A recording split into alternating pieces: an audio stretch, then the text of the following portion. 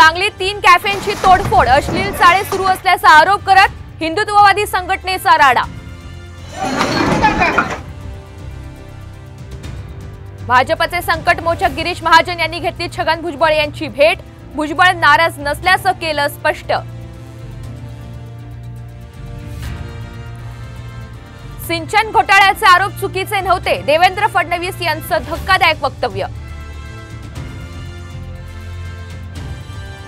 नाशिकमध्ये शरद पवार यांचा मुक्काम असलेल्या हॉटेलमध्ये सुनील तटकरे यांची भेट, अनिल देशमुख यांचा मोठा गौप्यस्फोट।